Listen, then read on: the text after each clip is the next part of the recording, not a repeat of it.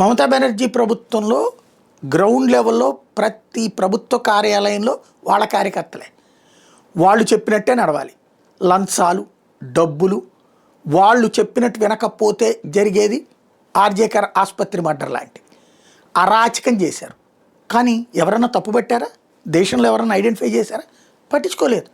కానీ అక్కడ ప్రజలు చాచి చంపుతెప్పగొట్టారు. 206 సీట్లు బీజేపీకి ఇచ్చారు, 80కి పరిమితం చేశారు మమతా బెనర్జీని. అంటే పరిస్థితి ఏంటో అర్థం చేసుకోవచ్చు.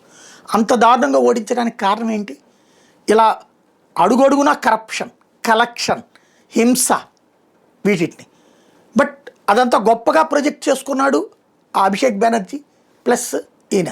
అట్లాగే తమిళనాడు ఉదయనిధి స్టాలిన్ మనుషులు విచ్చలవిడితనం.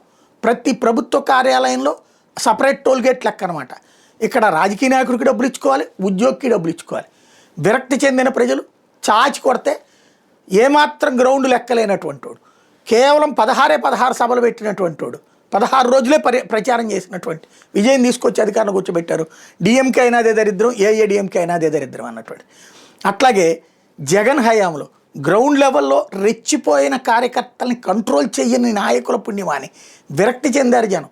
చివరిలో ఆ ప్రతి దాని మీద జగన్ స్టాంపులు, ఎస్పెషల్లీ పాస్బుక్ల మీద జగన్ బొమ్మ వేయడంతో భయపడిపోయారు.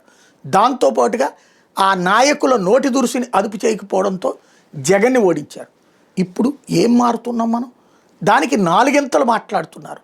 అప్పట్లో ఇంకా గ్రౌండ్ లెవెల్ కరప్షన్ లేదు, ప్రజల నుంచి డబ్బులు వసూలు చేయడం ఇప్పుడు నడుస్తోంది. అప్పట్లో ఇసుకకి ప్రభుత్వానికి డబ్బులు వచ్చేది, ఇక్కడ తింటున్నారు. అప్పట్లో లిక్కర్కి ఒక నియంత్రణ ఉంది, ఇప్పుడు నియంత్రణ లేని పరిస్థితి అయింది. అరాచకం తాండవిస్తే, కలెక్షన్లు కింగుల్లాగా మారిపోతే, ప్రజల్ని వేధిస్తే ఏమనుకోరు? మన పేపరు, మన టీవీ ఉందంటే తమిళనాడులో డిఎంకేకి ఉన్నన్ని పేపర్లు, టీవీలు ఏఐడిఎంకేకి కూడా లేవు. వాళ్ళకి ఉన్నాయి, వీళ్ళకి ఉన్నాయి. ఇద్దరూ ఓడారు. మమతా బెనర్జీకి అక్కడ మీడియా అంతా పాదాక్రాంతం, అక్కడ ఓడారు.